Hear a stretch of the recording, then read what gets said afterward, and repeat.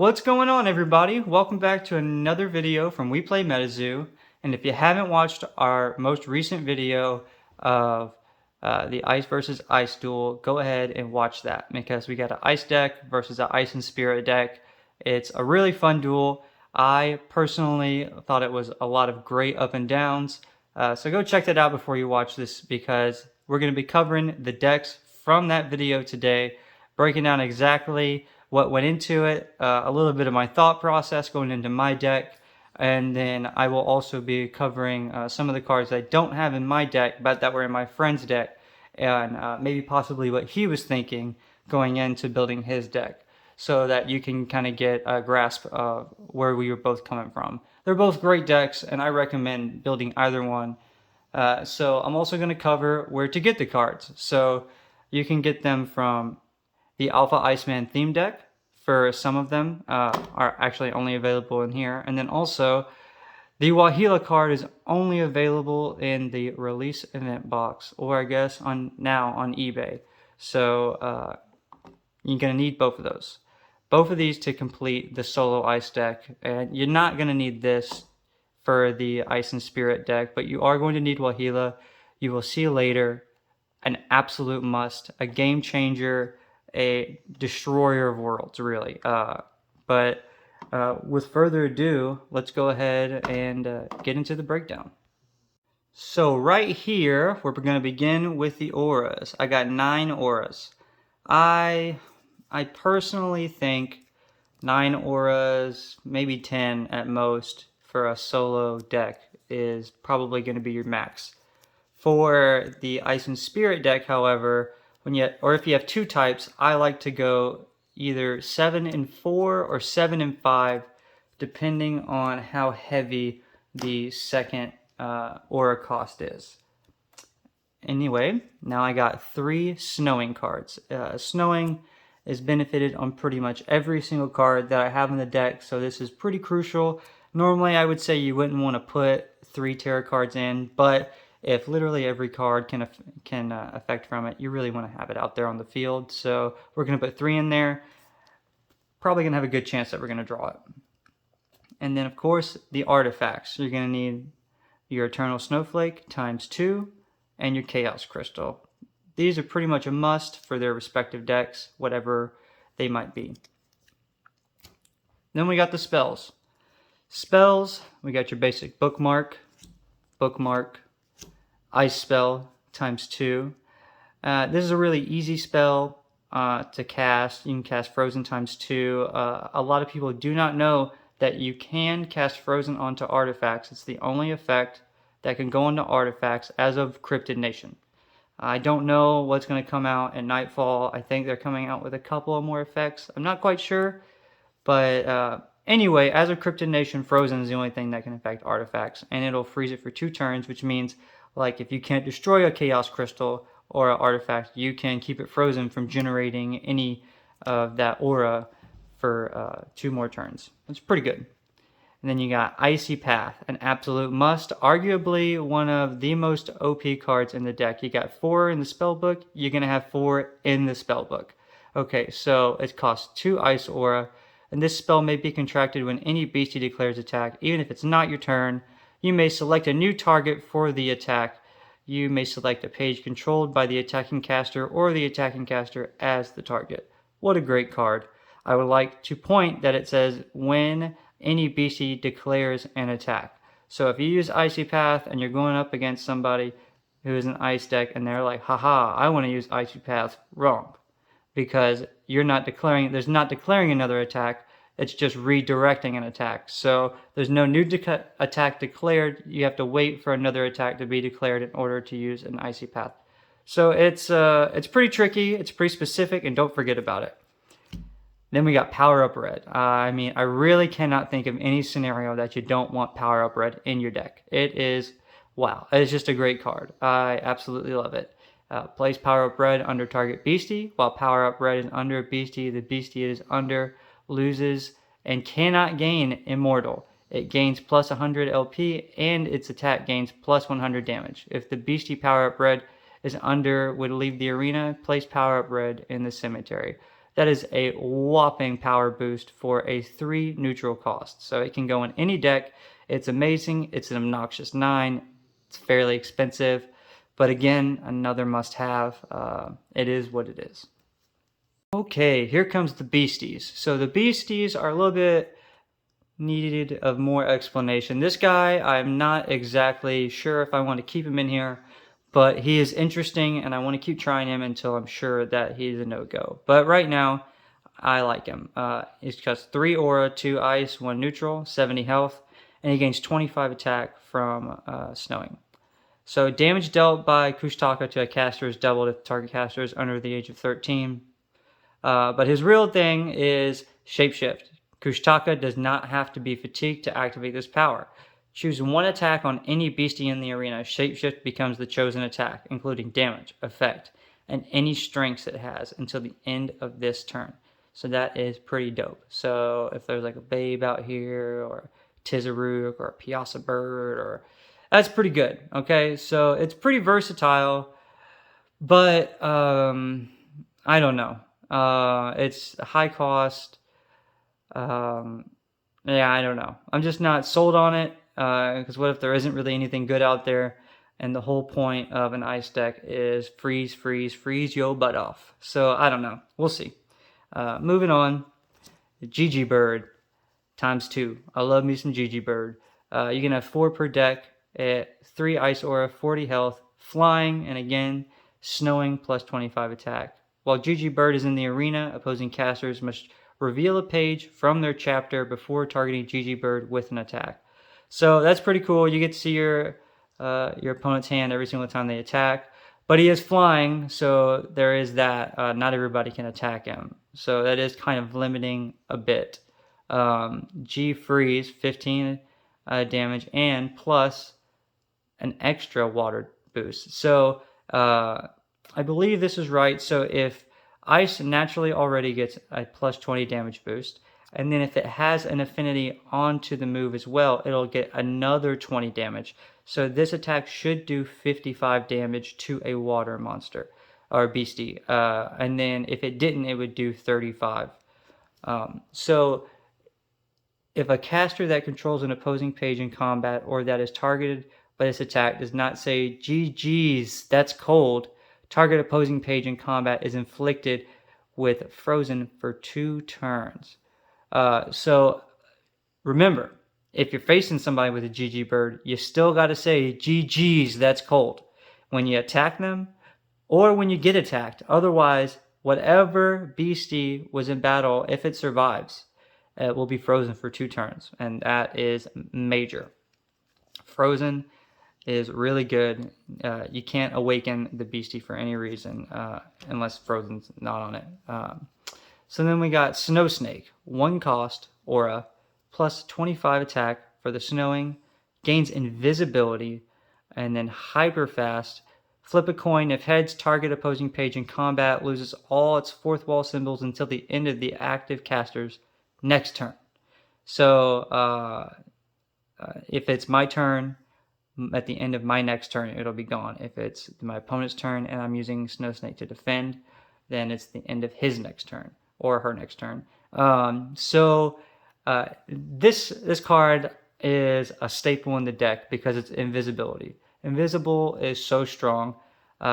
You cannot defend, and you can't defend against an attack, and you can't attack an invisible beastie. However, Snow Snake could defend if I want him to. But the fact that you can't attack him is really helpful because he only has 30 health. But with 35 attack each turn, I mainly use him as like a side hitter. Like maybe someone's going out with an all-out attack. Well, I'll come at you with my Snow Snakes and just hit you 2 or 3 times with the Snow Snake.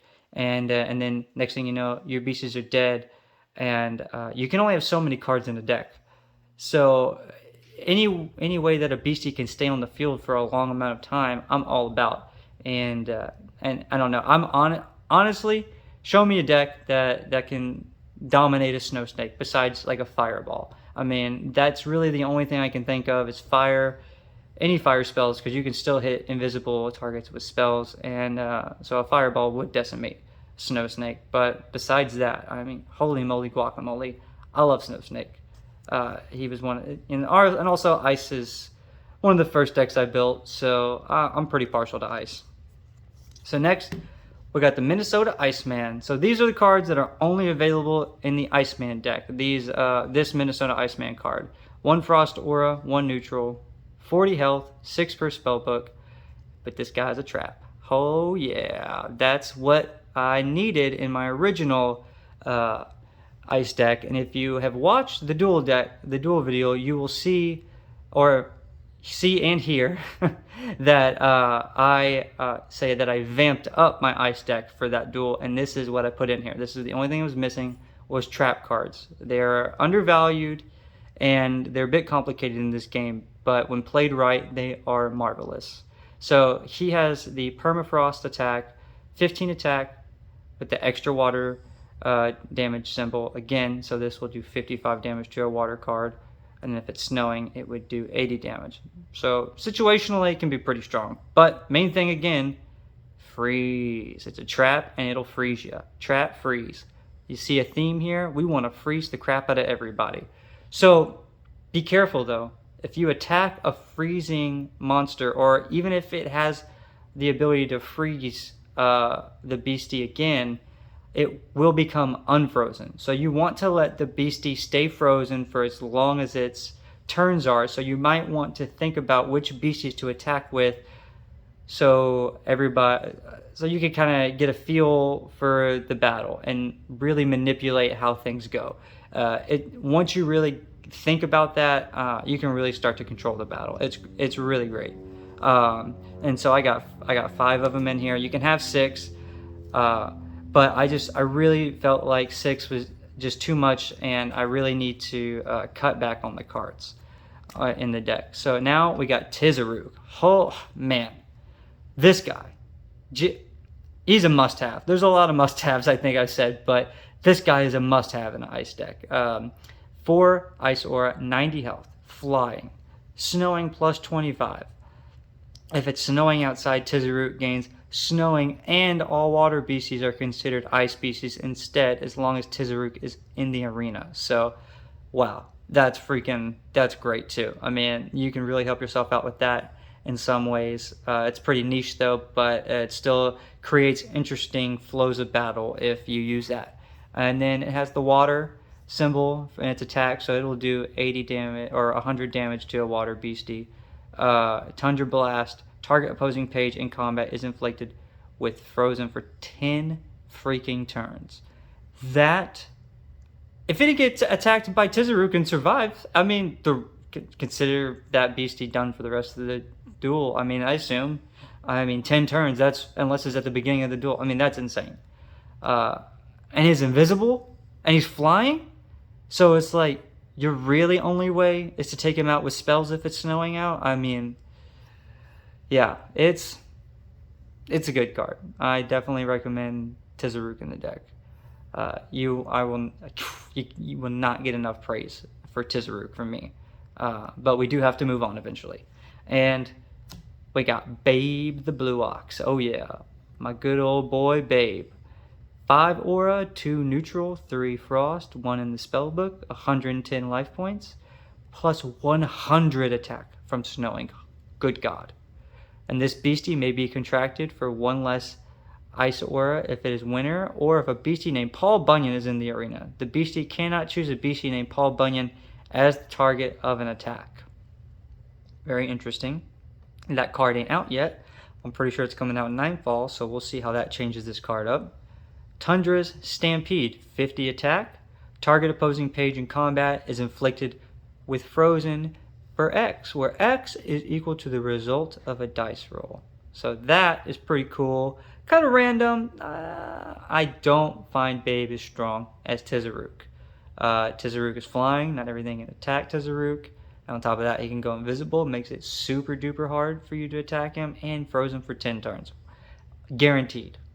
However, the 110 health and the 150 attack if it's snowing is amazing. So Babe is still amazing. But if you were like, oh, Chris, I have to choose one or the other, definitely choosing Tisuruk. And he also costs less by 1. So that are the big list of beasties. So that means we move into arguably the only card that really goes back and forth with number 1 card in this deck, and that is Wahila. 3 Frost Aura, 1 neutral, 70 health, 2 per spellbook. I'm going to have 2. I don't know about you. Then it's Stone Skin, so it can only take damage from attacking and defending. So no spells, no powers, nada. Doesn't affect Wahila. So, and then as well, it adds 25 attack from snowing, 25 attack from forest. Then we got, as Wahila enters the arena until the end of your next turn, it is considered to be snowing, and all beasties controlled by opposing casters do not awaken at the start of their next turn. So essentially free 25 damage for 2 turns, and then all your opposing casters, beasties, do not awaken at the start of their turn. And then you got this power. All fatigued beasties controlled by target opposing caster takes 20 damage. So there's a big difference. The initial power that is when it's contracted is all opposing casters do not awaken at the start of their next turn, beasties. And then the power is you target a caster. So if it's a 3, it's a 3-man free-for-all. This doesn't apply to everything, just the non-awakening part. So then we got Chilled Crunch that'll do Frozen for 3 turns and then 30 attack. The Frozen for 3 turns is great. I mean, this card just does everything. It's great all the way around. So let's say you're going against a forest deck and you got a Gumburu, okay? Gumburu is a bit of a butthole. I think everybody can agree. And I think I'm going to go make a video over Gumburu on a later date because he is a great defense. he is a butthole, really. So you summon Wahila, all right? Part of Gumburu's power is if you attack Gumburu, he can recoil and send the card back to the opposing caster's hand. So that is a pretty powerful effect. So, but you play Wahila, you play Lightning in a Bottle. Anybody heard of that card? Well, if you haven't, you can have 5 per spellbook, 0 Lightning Aura, awaken target beastie, and this beastie gains first strike until the end of this turn. I cannot see, like Power Up Red, I cannot see another any other deck without at least 2 or 3 copies. This is super strong. 0 cost. First strike, awaken a beastie, so you can like awaken it that first turn. I mean, it's a great card. Honestly, it's one of my favorite. Moving on, so you play Lightning in a Bottle, and then you use Wahila's power. Next thing you know, Gumburu goes from 40 health to 20 health, because if you didn't know, Gumburu gains 10 health and 10 attack per Beastie Fearsome Critter. So even though it'll say 30 health on Gumburu, he actually has 40, just so you can see, plus 10 LP. And then the recoil, you may reduce recoil's damage to 0, and to bounce, send target opposing page in combat to its owner's chapter. So, like I said, and and 0 combat damage is taken by Gumburu. So he's a pretty strong defensive card. However, he now only has 20 health because of our Lightning in a Bottle, right? Well, I always keep multiple, and I had 3 in this deck, as you saw. And I like to save them up for this type of scenario. Oops, gave away my strategy. Who cares? It's a great strategy because we awaken Wahila, and then boom, you can just destroy all them Gumburus. So, like I said, Gumburu stacks up health. So, I mean, obviously there's a cap to that. If there's like 5 Gumburus out there, you're going to need a lot of Lightning in a Bottles to do that. But most people, most cards, my bad, not people, don't have that effect. And Wahila, that is a super strong combo. I wipe so many people with that. And it's fun when you do it because the look on people's faces after one card literally just crushes their whole momentum. Well, I guess not one card, two cards, crushes their whole momentum is nuts. I don't really see. If I could see them limiting this card to one per spell book at some time, it is. I love this card, but anyway, that is Wahila in a nutshell. And quickly, the spirit part of my friend's ice deck, I'm pretty sure was mostly composed of Spirit Aura, 4 Spirit Aura, I believe, 4 Ghost Ear, 1 Spirit Aura, 1 Neutral Aura, 40 life points. So it pairs with Wahila very well with the 25 forced extra on the attack. That is, I believe, why he chose that. It was a smart choice. It syncs very well, and then it's also a spirit card, so you can't attack it. And more on when Ghost Ear targets a caster with an attack, no defenders may be declared by the chosen caster. So I guess Icy Path would still work, but no defenders declared. Then you got Spectral Goring. If the target of this attack or the controller of an opposing page in combat is wearing any camouflage pattern, Spectral Goring gains plus 10 damage. It's pretty niche, whatever. But the fact that no defenders may be chosen, and that's 45 damage, and you can have 4 per spell book. So to me, that's like 45 times 4. What? That's 180. If you get all 4 out there per turn, you can just hit the casters directly. That's pretty strong. It's pretty passive. The ice already has a lot of defense with all the freezing and whatnot. So the Ghost Ear is meant as part of the War of Attrition to slowly chip away. If you didn't notice throughout all the Ice Beasties, they mainly defensive, not really offensive. It's mainly to just withstand your offense and then slowly chip away at you and then slowly like overbear you. While as if you add in this, it adds a little bit of pressure to that. So I have 4 that I would put in the deck for sure. Then you got the Medium's Third Eye also covered in the ice deck. If you got an aura type in the deck, you probably want both artifacts in there. You can make a case for not if everything is like low cost, but that's up to you. It's all opinion based. I don't really think you could go that wrong either way because you can argue that saving 2 card spaces is valuable as well in a deck. So then we got Pyrokinetic Blast. So this adds an offensive spell, whereas it's all defense, like I said earlier. You deal 25 damage, and then if it's heads, the chosen beastie is inflicted with fire, and if it's tails, it's inflicted with confusion. So either way, there's a good effect going on to another beastie, and you do guaranteed damage. So this is a great spell. It's really great. The fact that either or, I don't really like the coin tosses, but you gotta, whatever. I didn't make the game, but it is what it is, and it does add a bit of chance and fun to it, I guess. But Pyrokinetic Blast is one of the best coin toss spells.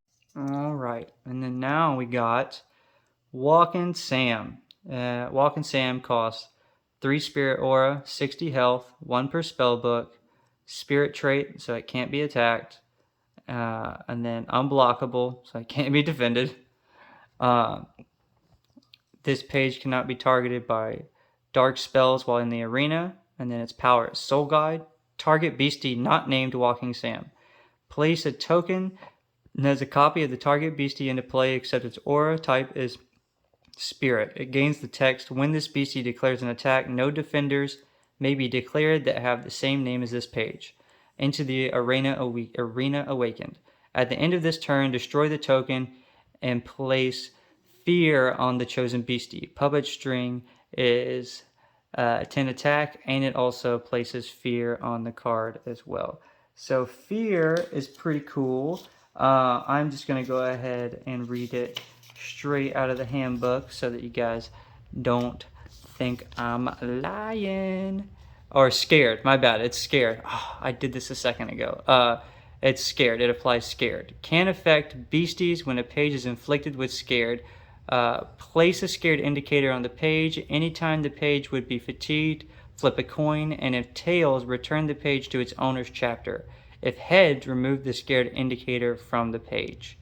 So that's probably one of the only effects where it's like flip-flopped, where you want it to be tails and not heads, because heads works out in the favor of the opponent. But I apologize for those 2 or 3 times I said this was fear and this is scared.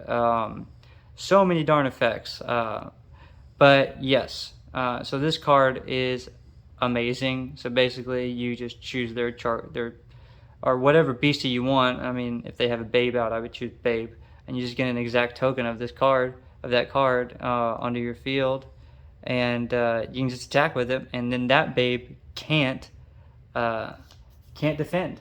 So you can, it's really strong. Walking Sam is a must-have in any spirit deck. It's a complicated card. Definitely more goes into it than just choosing the strongest beastie. But that is going to be for another day and another deck. And that is the spirit portion of the ice deck. So as a reminder, my fellow Metazoo players, casters, you got to get Wahila from the release event box of Cryptid Nation, or I guess off of eBay by now. And then you can get the Minnesota Iceman trap card that I feature in my solo ice deck from the Alpha Iceman tribal theme deck. Those two, kind of a must-have. Otherwise, we got a total of 43 cards in this deck. We're going to go left to right, rename them all. We got 2 Wahila, 1 Babe the Blue Ox, 4 Snow Snake, 3 Snowing Terror cards, 1 Kushtaka. Take him out, leave him in. Who cares? I don't really know about him right now.